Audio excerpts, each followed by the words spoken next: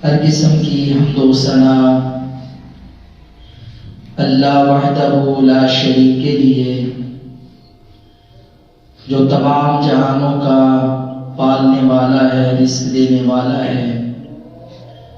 درود و سلام امام الانبیاء، امام المجاہدین، خاتم النبیین جناب محمد رسول اللہ صلی اللہ علیہ وآلہ وسلم کی ذات بابرکت پر، نبی پاک علیہ السلام کی سیرت مبارکہ میں آپ کی سنت اور آپ کی حدیث کے حوالے سے ہم آج کے دور میں جو فتنے ہیں ان پر بات کر رہے تھے، اور جو کتاب و سنت کی رہنمائی ہے اس کو آپ کے اور آپ کی سماعتوں کے حوالے کر رہے تھے۔ سیدہ ام المومنین ام سلمہ رضی اللہ تعالی عنہا سے یہ روایت مروی ہے، سنن ابن ماجہ کی یہ حدیث ہے اور بھی کتابوں میں روایت کی گئی ہے۔ آپ فرماتی ہیں کہ اللہ کے رسول علیہ السلام جب صبح کی نماز پڑھ لیتے تو صبح نماز کے بعد جو دعائیں پڑھتے، صبح کے اذکار پڑھتے، تو آپ اس میں خاص طور پر یہ دعا پڑھتے، اللہم انی اسألک علما نافعا ورزقا طیبا وعملا متقبلا۔ دعا کیا ہے؟ اے اللہ، میں تجھ سے سوال کرتا ہوں ایسے علم کا جو نفع دیتا ہے، اور میں تجھ سے سوال کرتا ہوں ایسے رزق کا جو پاکیزہ ہے، اور میں تجھ سے مانگتا ہوں ایسا عمل متقبلا کہ جو تیری بارگاہ میں قبول ہو جاتا ہے، جسے تو شرف قبولیت دیتا ہے۔ اب یہ جو دعا ہے، اس دعا میں نبی کریم صلی اللہ علیہ وآلہ وسلم نے اپنے دن کا آغاز کیا ہے اور یہ دعا پڑھی ہے، اور آپ نے اپنی امت کو یہ سکھایا ہے کہ آپ کی ہر آنے والی جو صبح ہے جس سے آپ اپنے دن کا آغاز کرتے ہیں، تو اس کے اندر آپ کو یہ دعا پڑھنی چاہیے، اس سے اپنے دن کا آغاز کرنا چاہیے۔ اب یہ جو دعا ہے اس میں کتنے پیارے الفاظ ہیں جو نبی کریم صلی اللہ علیہ وآلہ وسلم نے سکھائے ہیں۔ یہ صرف الفاظ نہیں ہیں، بلکہ یہ نبی پاک علیہ السلام کی طرف سے ایک عقیدہ ہے، ایک پیغام ہے جو آپ نے امت کے نام کیا ہے، ایک سوچ ہے، ایک فکر ہے، ایک منہج ہے۔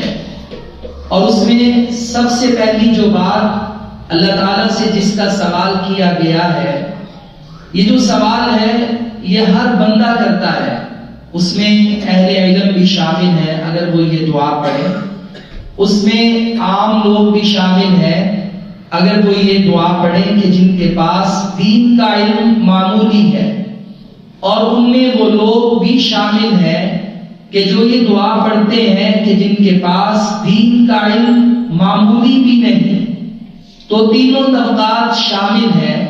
تو سب سے پہلے تو نبی کریم صلی اللہ علیہ وآلہ وسلم اللہ تعالیٰ سے جو مانگتے ہیں، اور ہم یہ دعا پڑھ کے اللہ تعالیٰ سے جس بات کا سوال کرتے ہیں اس میں علم کا سوال ہے، اور اس کی ایک صفت بیان کی گئی کہ ایسا علم جو ہمیں نفع عطا کر دے، جو ہمیں گمراہی سے بچا دے، ایسا علم جو ہمیں صراط مستقیم دکھا دے، ایسا علم جو ہمارے لیے حق بات کو ثابت کر دے اور باطل کو باطل کر دے۔ اب یہ جو علم ہے اس سے یہ پتہ چلتا ہے کہ انسان کو اللہ تعالیٰ نے دنیا میں جو عزت اور مقام دیا ہے، نوازا ہے، وہ اللہ رب العالمین نے علم کی وجہ سے مقام دیا ہے اور عزت عطا فرمائی ہے۔ اللہ تعالیٰ نبی کریم صلی اللہ علیہ وآلہ وسلم پر جو پہلی وحی فرماتے ہیں اس کا آغاز ہی پڑھنے سے ہوتا ہے۔ اقرا سورۃ العلق کی یہ پہلی 5 آیات ہیں۔ عربی زبان میں یہ جو لفظ ہے اقرا، اس کا مطلب ہے کہ آپ پڑھیں، پڑھیے پڑھیے، اقرا پڑھیے، بسم ربک الذی خلق۔ جب نبی کریم صلی اللہ علیہ وسلم کو پہلی 2 بار کہا گیا پڑھیے، آپ نے نہیں پڑھا، اس کا سبب یہ تھا کہ نبی کریم صلی اللہ علیہ وسلم کے سامنے ڈائریکشن واضح نہیں تھی کہ یہ مجھے کیا پڑھانا چاہتا ہے، یہ مجھے کیا سکھانا چاہتا ہے، یہ مجھے کیا علم دینا چاہتا ہے۔ تو پتہ یہ چلا کہ آج ہم جو علم کے نام پر ساری قوم، ہماری اولادیں، ہماری نسلیں جو تعلیم اور علم کے نام پر ایسے راستے پہ چل پڑی ہیں کہ معلوم ہی نہیں پڑھنے والے کو، پڑھانے والے کو کہ میری ڈائریکشن کیا ہے، میری سمت کیا ہے، میری منزل کیا ہے۔ نبی کریم صلی اللہ علیہ وسلم کو جب تیسری بار کہا گیا اقرا بسم ربک الذی خلق، پڑھیے آپ اپنے اس رب کے نام سے کہ جس نے پیدا کیا ہے، تو نبی کریم صلی اللہ علیہ وسلم نے اب تیسری بار نہیں کہا کہ میں پڑھنے والا نہیں، بلکہ اللہ کے رسول نے جب دیکھا کہ یہ رب کے نام پر یہ اللہ تعالیٰ کا کلام مجھے پڑھایا جا رہا ہے، تو رسول اللہ صلی اللہ علیہ وسلم پڑھ دیتے ہیں، اور تب سے یہ سلسلہ قرآن کا چلتا ہوا دین اسلام کی تکمیل اور وحی الہی کی تکمیل کا سبب بنتا ہے۔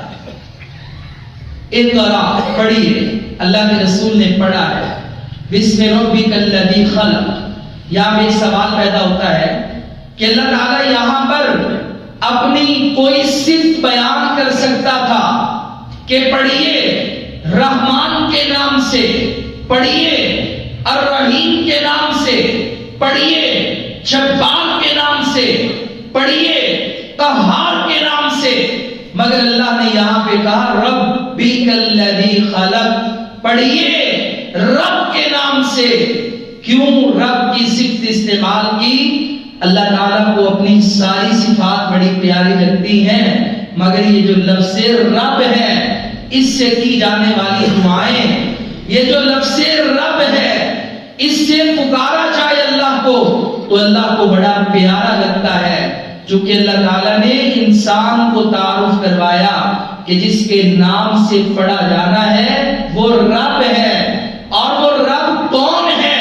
الذی خلق، کہ جس نے تمہیں پیدا کیا، کہ جس نے آپ کی پیدائش کی ہے، خون کے ایک معمولی بلکہ اس سے بھی قبل پانی کے ایک معمولی قطرے سے پیدائش کا آغاز کیا ہے، اور کیسے رب نے گوشت تک، پھر اس گوشت میں دماغ سے لے کر پاؤں تک وینز کا سلسلہ جاری کر دیا، اور دل ایک پمپ تھا، اس کو چلانے کے لیے روح جیسا ترن یہ بھی اتار دیا کہ جس سے جسم میں حرکت پیدا ہو جائے اور وہ زندہ ہو جائے۔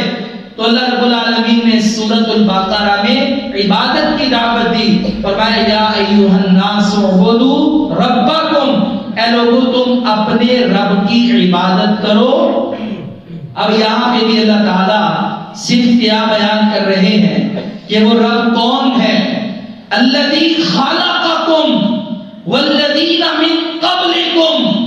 جب بھی کبھی یہ سوال پیدا ہو تمہارے ذہنوں میں کہ میں نے 5 نمازیں کیوں پڑھنی ہیں، میں نے اللہ کو سجدہ کیوں کرنا ہے، میں نے اس کی بندگی فرما برداری میں زندگی بسر کیوں کرنی ہے، تو ایک بات یاد رکھنا، وہ تمہارا رب ہے کہ جس نے تمہیں پیدا کیا ہے، تمہیں بنایا ہے۔ اگر انسان کی بنائی گئی ایک کار اس کی نافرمانی نہیں کرتی، ڈرائیو پہ ڈرائیو کرتی ہے، ریورس پہ بیٹھ جاتی ہے، تو اللہ کا بنایا ہوا انسان بھی اپنے بنانے والے کی نافرمانی کیوں کرتا ہے؟ الذی خلقکم، اس لیے رب کی بندگی کرو کیونکہ اس نے تمہیں پیدا کیا ہے۔ تو اللہ تعالیٰ نے پہلی وحی میں اپنا تعارف کروا کر آگے جا کے کیا فرمایا؟ فرمایا یہ رب وہ ہے الذی علم بالقلم، کہ جس نے قلم کے ساتھ سکھایا ہے، علم الانسان ما لم یعلم، اس نے تعلیم کا جو سلسلہ جاری کیا ہے وہ قلم کے ساتھ ہے۔ رزلٹ کیا ہے؟ انسان کو وہ کچھ سکھا دیا ہے جو وہ جانتا نہیں تھا، اسے معلوم نہیں تھا زمین و آسمان کس نے پیدا کیے۔ لوگ اسی کی تلاش میں جب وہ الہامی علم، ڈیوائن نالج، پیغمبر پہ اترنے والی وحی سے منقطع ہو گئے، اپنی عقل کے پیچھے چل پڑے، تو کسی نے کہا ایک دھماکہ ہوا، کوئی کہنے لگا بندر سے انسان پیدا ہوا۔ یہ وہ اللہ ہے کہ جس نے تمہیں حقیقی علم دیا ہے، تمہیں وہ کچھ سکھا دیا جو انسان جانتا نہیں تھا۔ اللہ تعالیٰ نے یہاں پر پہلی وحی میں علم کی بات کی، تعلیم کی بات کی، اور وہ سکھانے والا اللہ ہے۔ یہ تو ہماری پہلی وحی ہے نا۔ نبی کریم صلی اللہ علیہ وسلم سے پہلے بھی بہت سارے انبیاء آئے، بڑے رسول آئے۔ اللہ تعالیٰ نے پہلے انسان کی یہ بات کی ہے۔ کون ہے پہلے انسان؟ حضرت آدم علیہ السلام۔ کیا رب نے فضیلت عطا کی؟ فرمایا وَعَلَّمَ آدَمَ الْأَسْمَاءَ كُلَّهَا، ہم نے آدم کو پیدا ہونے کے بعد 3 طرح کی فضیلتیں عطا کی۔ پہلی فضیلت تو اس کے لیے یہ تھی کہ اللہ نے آدم کو اپنے ہاتھ سے بنایا۔ دوسری فضیلت یہ تھی رب نے آدم کو علم عطا کیا، اسماء چیزوں کے نام بتا دیے۔ فرشتوں سے کہا انبئونی باسماء ہؤلاء، مجھے ان چیزوں کے نام بتا دو، انہوں نے نہیں بتائے۔ اللہ فرماتے ہیں تیسری فضیلت کیا تھی؟ ہم نے جناب آدم کو جنت میں داخل کر دیا۔ حضرت آدم سے کہا انبئہم باسمائہم، اے آدم تو ان کے نام بتا دے۔ جناب آدم نے وہ نام بتا دیے۔ اللہ تعالیٰ نے علم کی بنیاد پر انسان کو، فرشتوں پر، ابلیس پر، جنات پر، تمام مخلوقات پہ اللہ نے جو فضیلت عطا فرمائی ہے وہ علم کی بنیاد پر عطا کی۔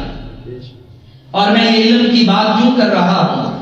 کیونکہ نبی کریم صلی اللہ علیہ وسلم نے بھی اللہ تعالیٰ سے جو صبح صبح دعا مانگی ہے، وہ دعا کیا ہے؟ یہ آپ کو اذکار کارڈ کے اوپر بھی ملے گی، یہ مساجد میں لگے پوسٹرز کے اوپر صبح شام کے اذکار میں بھی اویزہ ملے گی، نماز کے بعد کے اذکار میں فجر کے بعد کی یہ دعا ملے گی۔ نبی کریم صلی اللہ علیہ وسلم نے اللہ سے صبح کا آغاز کرنے کے بعد صبح صبح جو چیز مانگی ہے، 3 چیزوں کا سوال کیا۔ اللہ کے پیغمبر نے رزق پہلے نہیں مانگا، عمل پہلے نہیں مانگا، علم مانگا ہے، اور علم کے بارے میں بھی کہا اللہم انی اسألک علما نافعا، یا اللہ ایسا علم عطا کرنا جو میرے لیے نفع کا باعث بن جائے، بگاڑ کا باعث نہ بنے، یہ علم نفع کا باعث بنے۔ اور پیارے بھائیوں، یہ جو ہم نے 3 موضوعات 4 بلکہ بیان کیے تھے حدیث کے حوالے سے، جس کا سلسلہ آگے بھی جاری رہے گا، اس میں بنیادی طور پر آپ یہ بات سمجھیں کہ یہ لوگ گمراہ کیوں ہوئے، یہ لوگ فتنوں کا شکار کیوں ہوئے، یہ لوگ قرآن پڑھنے کے بعد، حدیث پڑھنے کے بعد ضلوا فاضلوا، کہ میرے نبی کریم صلی اللہ علیہ وسلم نے 1400 سال پہلے یہ بشارت سنا دی تھی، پریڈکشن کر دی، ایسے علماء پیدا ہوں گے، وہ علماء نہیں ہوں گے، وہ علماء نما ہوں گے، ظاہری طور پر وہ علماء ہوں گے۔ فرمایا کہ گمراہ خود بھی گمراہ ہوں گے، لوگوں کو بھی گمراہ کریں گے، کیونکہ ان کے پاس جو علم آیا ہے وہ نفع کا باعث نہیں بنا، بلکہ اس علم نے اس عالم میں، اس بندے میں، اس سکالر میں اللہ کا تقوی پیدا نہیں کیا، تکبر پیدا کیا ہے، عاجزی پیدا نہیں کی، ہیجان پیدا کیا ہے، وہ صراط مستقیم پہ لے کے نہیں چلتا بلکہ اپنی سوچ اور فکر کی دعوت دیتا ہے۔ اللہ سے ایسے علم کا سوال کریں اور وہ علم حاصل کرنے کی کوشش بھی کریں کہ جو نفع مند ہو جائے، جو دنیا بھی سنوار دے اور آخرت بھی انسان کی سنوار دے، اسے کامیابی کے راستے پر لگا دے۔ یہ جو علم تھا یہ یہودیوں کے پاس بڑا علم تھا، عیسائیوں کے پاس کم علم تھا۔ یہ علم کتنا تھا ابھی میں اس کی 2 مثالیں بیان کرتا ہوں، لیکن اس بات کی وضاحت کر دوں کہ فتنوں سے بچنے والا، گمراہی سے بچنے والا بندہ وہی ہے جو علم سے جڑتا ہے۔ اور علم کیا ہے؟ قرآن اور حدیث، یہ جو اللہ کی کتاب ہے، رب نے جو آسمان سے اتاری ہے، اسے علم کہا جاتا ہے۔ اور یہی وہ علم ہے کہ جس کے بارے میں نبی کریم صلی اللہ علیہ وسلم نے فرمایا، طالب العلم فریضۃ علی کل مسلم، علم حاصل کرنا ہر مسلمان پہ فرض ہے، لازم ہے۔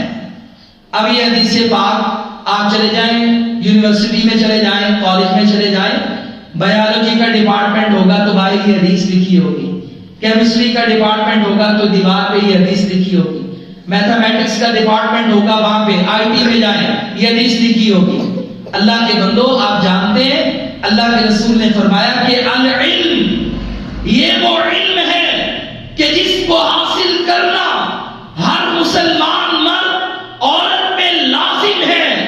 اگر یہ آپ حدیثیں بایو کیمسٹری میتھ پر فٹ کرتے ہیں تو اس کا تو یہ مطلب ہوا کہ جس نے میتھ نہیں پڑھا، بایو نہیں پڑھی، کیمسٹری نہیں پڑھی، وہ تو بے ایمان ہوا، اس نے تو فرض ہی ادا نہیں کیا، وہ تو کل رب کے سامنے اپنا حساب پیش کرے گا۔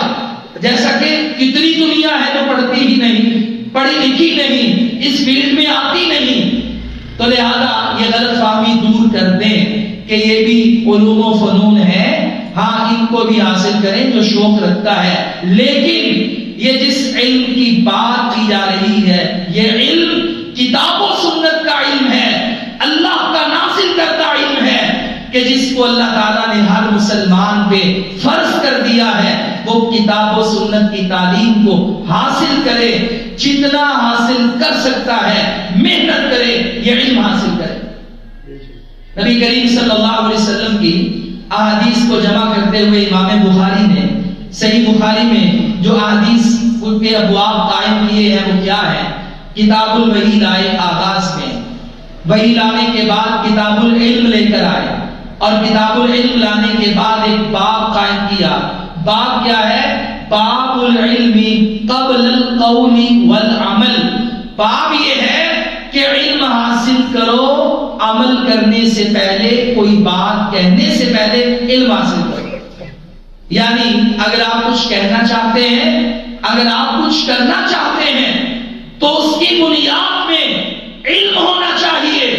یہی وجہ ہے کہ نبی کریم صلی اللہ علیہ وسلم نے رزقا طیبا سے پہلے علم کی دعا کی ہے، اللہ کے رسول نے عملا متقبلا سے پہلے علم کی دعا کی ہے، کیونکہ اگر آپ کے پاس علم نہیں ہے آپ کو کیسے پتا چلے گا کہ یہ حلال ہے کہ حرام، یہ میں جو رزق کھا رہا ہوں یہ جائز ہے یا ناجائز ہے؟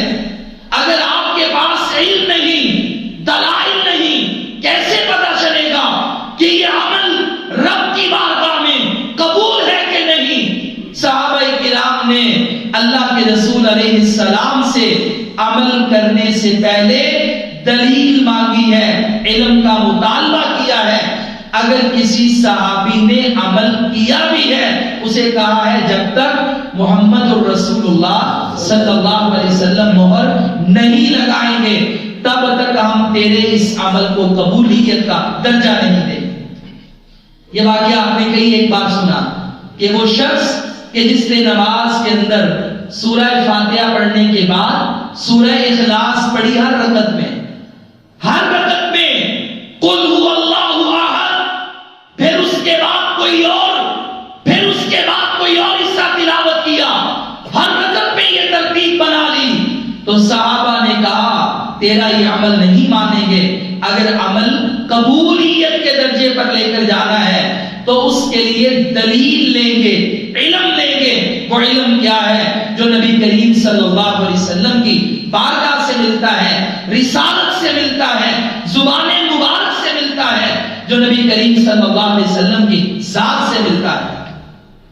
یہودیوں کے پاس علم بڑا تھا, مگر ان بدبختوں کا مسئلہ یہ تھا کہ ان کے پاس عمل نہیں تھا. عمل میں یہودی بہت کمزور تھے. یہی وجہ ہے کہ اللہ کے رسول نے یہاں پر اپنے رب سے علم کے ساتھ رزقاً طیبہ کی دعا کی. کیوں؟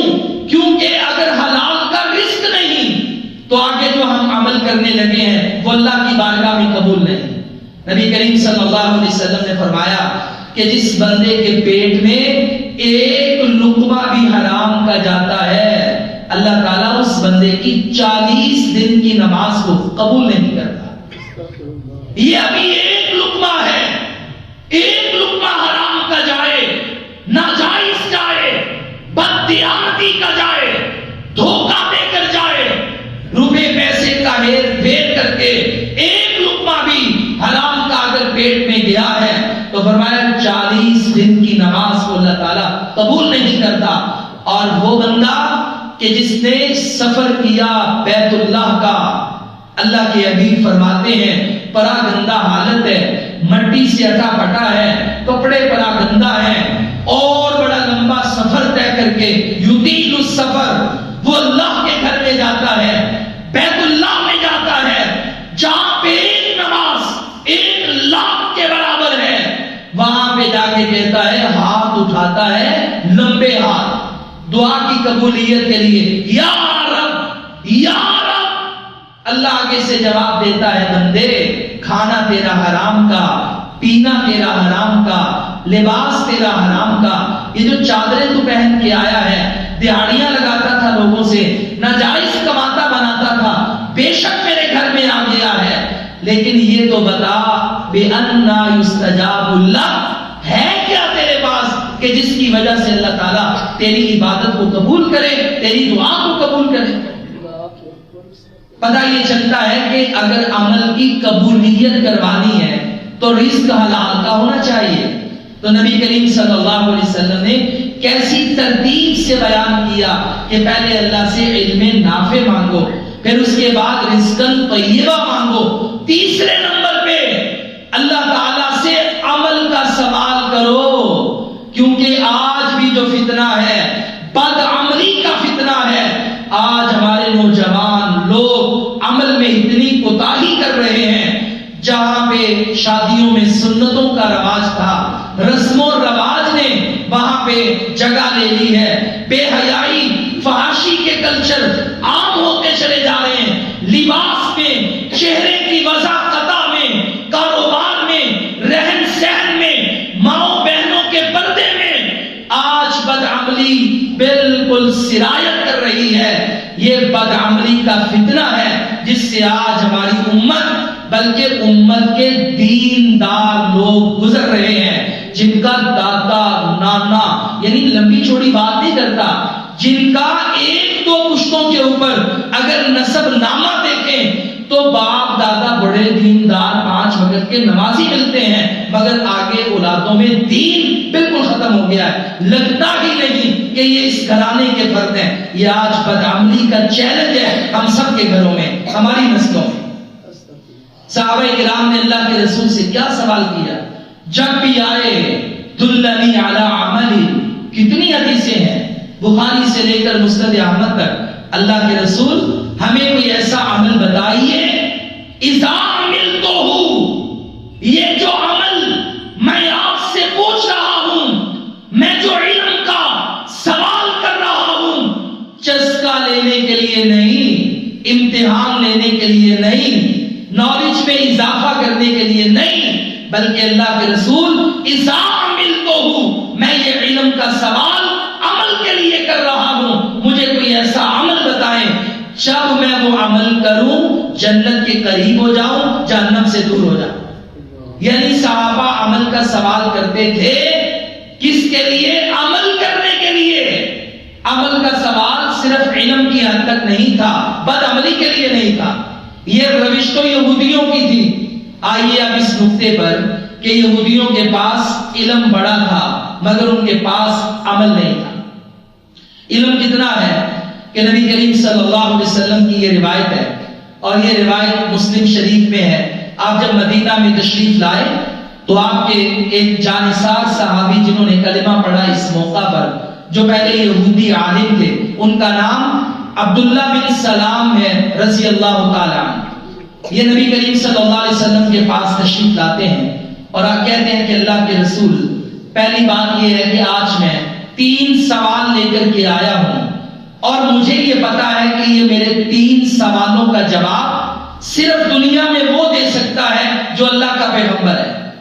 جو اللہ کا پیغمبر نہیں میرے سوالوں کا جواب نہیں دے سکتا، کیونکہ یہودیوں کے پاس تورات تھی، تورات چاہے بگڑ چکی تھی، تحریفات ہو چکی تھی، مگر وہاں سے ملنے والا علم، اس کی کوئی نہ کوئی شکل تو پھر بھی باقی تھی کہ جو الہامی تھی، جو اللہ کی طرف سے نازل کرتا تھی۔ اور یہ عبداللہ بن سلام صالح علماء میں سے تھے، نیک لوگوں میں سے تھے، بد دیانت نہیں تھے۔ کہا کہ 3 سوال ہیں میرے، اگر آپ اس کا جواب دیں، جواب رب کا نبی دے سکتا ہے، یہ میں آپ کو پہلے بتا دوں۔ صحابہ اکرام بیٹھے ہوئے ہیں، پہلا سوال کرتے ہیں کہ بتائیے جنت میں میزبانی کیا ہوگی؟ جنت میں میزبانی کیا ہوگی؟ سب سے پہلے کیا ہم کھائیں گے جنت میں؟ نبی کریم صلی اللہ علیہ وسلم سے دوسرا سوال کرتا ہے کہ جو بیٹا پیدا ہوتا ہے یا بیٹی پیدا ہوتی ہے، اس کا سبب کیا ہے؟ اور اس نے ایک تیسرا سوال بھی کیا۔ جب یہ 3 سوال کی حدیث بڑی لمبی ہے تو نبی کریم صلی اللہ علیہ وسلم نے اس کا جواب دیا اور یہ اسباب بیان کیے۔ اب جو میں نقطہ عرض کرنے لگا ہوں وہ کیا ہے؟ نبی کریم صلی اللہ علیہ وسلم نے فرمایا، اے میرے صحابہ، ابھی ابھی میرے پاس جبرائیل آیا ہے اور اس نے آ کر مجھے بتایا ہے، تو میں یہ جواب دے رہا ہوں۔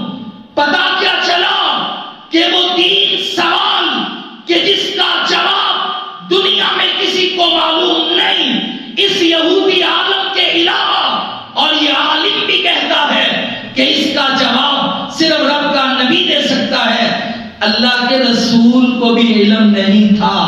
فرماتے ہیں ابھی جبرائیل آیا ہے، مجھے بتا کر گیا ہے۔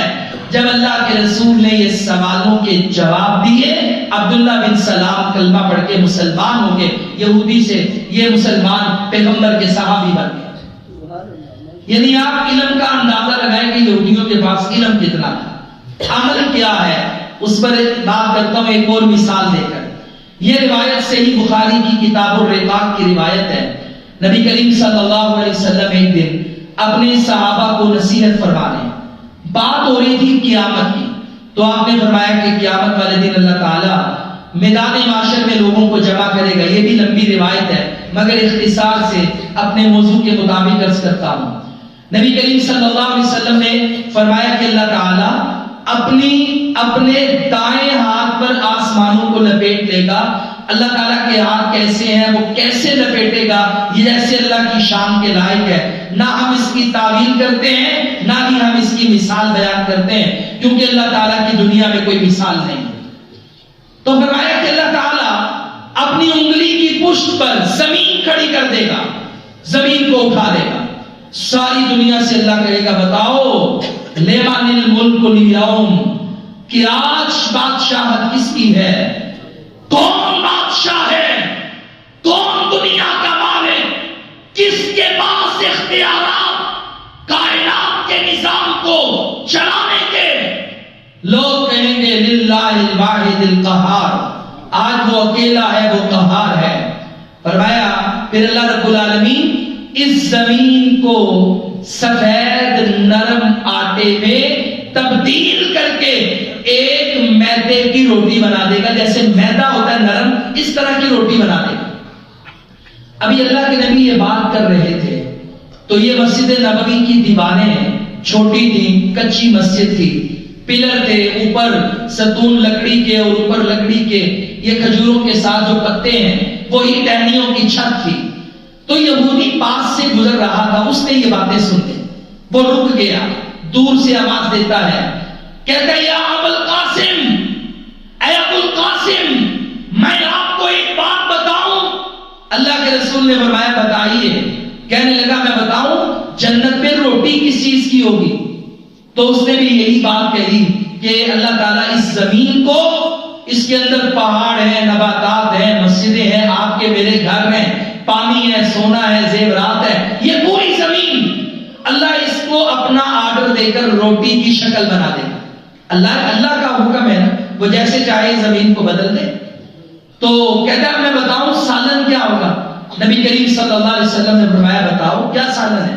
تو کہنے لگا کہ سالن اللہ تعالیٰ جنت میں مچھلی پیش کرے گا اور بیل کا گوشت پیش کرے گا. اور وہ جو مچھلی ہے نبی صلی اللہ علیہ وسلم نے فرمایا کہ اس کی جو کلیجی ہے, جنت میں جو پہلے 70,000 لوگ جائیں گے وہ اس سے کھانا کھائیں گے, پہلی میزبانی اور ضیافت ہوگی. جب یہ بات کہی تو یہ بندہ چل پڑا. تو نبی کریم صلی اللہ علیہ وسلم مسکرائے. آپ نے کہا صحابہ بتاؤ جو میں تمہیں کہہ رہا تھا یہودی نے میری تصدیق کر دی. اللہ کے رسول مسکرائے. پتہ یہ چلتا ہے کہ یہودیوں کے پاس اتنا علم تھا کہ یہ وقت کے پیغمبروں کو چیلنج کر رہے ہیں. علم اتنا تھا کہ اللہ قرآن میں کہتا ہے کہ میں نے پیغمبر محمد الرسول اللہ والذین معہ, میں نے اللہ کے نبی جناب محمد الرسول اللہ صلی اللہ علیہ وسلم اور آپ کے صحابہ کی مثالیں مثلہم فی التوراۃ والانجیل, تورات اور انجیل میں میں نے ہزاروں سال پہلے ان کے پیدا ہونے سے پہلے بھی میں نے ان کے تذکرے کر دیے ہیں. اللہ کہتا ہے یعرفونہ کما یعرفون ابناءہم, یہ یہودی اللہ کے رسول کو ایسے پہچانتے ہیں کہ جیسے بندہ اپنی اولاد کو پہچانتا ہے.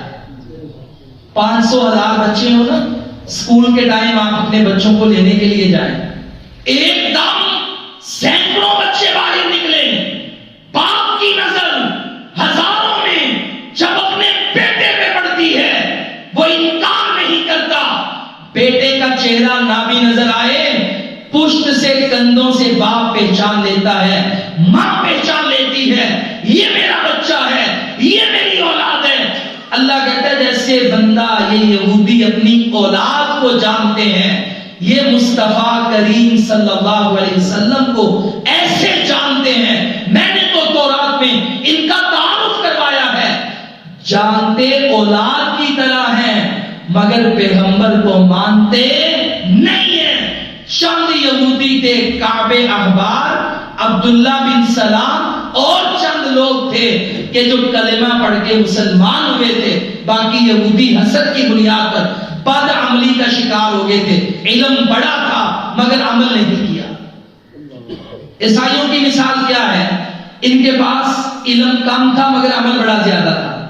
علم نہیں تھا ان کے پاس. میں نے گزشتہ خطبہ میں یہ تھوڑی سی بات بیان کی تھی کہ آج عیسائیوں کی جو انجیل ہے جسے گوسپیل کہتے ہیں انگلش میں, تو یہ جو انجیل ہے یہ 4 رائٹرز کی ہے. اور آج بھی آپ کتاب مقدس بائبل اٹھائیں, عہد نامہ جدید دیکھیں, نیو ٹیسٹامنٹ جس میں عیسائیوں کا لٹریچر ہے مذہبی, اس میں 4 کتابیں آپ کو ملیں گی. انجیل متی ہے, یوحنا ہے, مرقس ہے, لوقا ہے, یہ 4 انجیلیں ہیں. تو آپ بھی حیران ہوں گے کہ انجیل ایک ہی کافی تھی مگر 4 رائٹرز کی لگائی ہوئی ہے انجیل. بھئی آپ یہ پڑھنا چاہتے ہو تو یہ پڑھ لو, یہ پڑھ لو, یہ پڑھ لو, یہ پڑھ لو. تو کہا جاتا ہے کہ 100 سال کے بعد حضرت عیسیٰ جب آسمانوں پہ اٹھائے گئے, 100 سال کے بعد یہ انجیل تحریر کی گئی. اسی لیے انجیل کا جو انداز تحریر ہے وہ ایسے ہے جیسے بعد میں کوئی بندہ کہانی بیٹھ کر لکھتا ہے نا, اس طرح کا انداز ہے. تو انہوں نے 300-400 انجیلیں جمع کی, ایک ٹیبل پر رکھ دی اور میز کو جھٹکے دیے, جو گر گئی سو گر گئی. 4 انجیلیں یہ باقی رہی, ان کو انہوں نے اپنا مذہبی لٹریچر بنا لیا. لو یہ ان کا علم. علم نہیں ان کے پاس, عمل کا جذبہ بڑا تھا. چونکہ علم نہیں تھا, عمل میں بیس دلیل نہیں تھی، تو وہ عیسیٰ کہ جس نے ماں کی گود میں پیدا ہو کر ماں کی آغوش میں ہی اپنی امت سے خطاب کیا تھا، قال انی عبد اللہ آتانی الکتاب وجعلنی نبیا، لوگوں میں ابن اللہ نہیں، میں پیدا ہو کر کہہ رہا ہوں میں عبد اللہ ہوں، اللہ کا بندہ ہوں، میرا رتبہ کیا ہے، میں رسول اللہ ہوں، میرے پاس شریعت کیا ہے، آتانی الکتابہ، رب نے مجھے کتاب دی ہے۔ وہ عیسیٰ کے جس نے پیدا ہوتے ساتھ ہی اپنا تعارف کروایا تھا۔ عیسائیوں کے پاس چونکہ علم نہیں تھا تو عبداللہ سے سفر کرتا ہوا حضرت عیسیٰ کی محبت کا یہ انداز عیسائیوں کے دل میں اللہ کا بیٹا قرار پایا، رب کے منکر بنے، اللہ کے ساتھ شرک کرنے والے بنے، اللہ کی توحید کے منکر ہو گئے، کہتے ہیں عیسیٰ اللہ کا بیٹا ہے۔ اور بعض عیسائیوں کے گروہ آج بھی کہتے ہیں کہ معاذ اللہ عیسیٰ اللہ ہی ہے، قرآن نے بھی کہا ہے کہ یہ ان کا باطل عقیدہ ہے۔ علم نہیں تھا تو عمل، بڑا جذبہ عمل میں، رہبانیت کی طرف چل پڑے۔ قرآن کہتا ہے وَرَهْبَانِيَّةً ابْتَدَعُوهَا، کہ اس کی ابتدا کرنے والے، رہبانیت کو ایجاد کرنے والے۔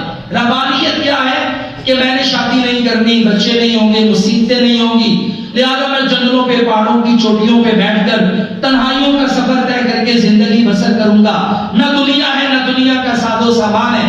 بس یہ جو فکر اور سوچ پیدا کی، یہ عیسائیوں نے، عیسائیوں میں عمل کا جذبہ تھا، علم نہیں تھا، گمراہ ہو گئے۔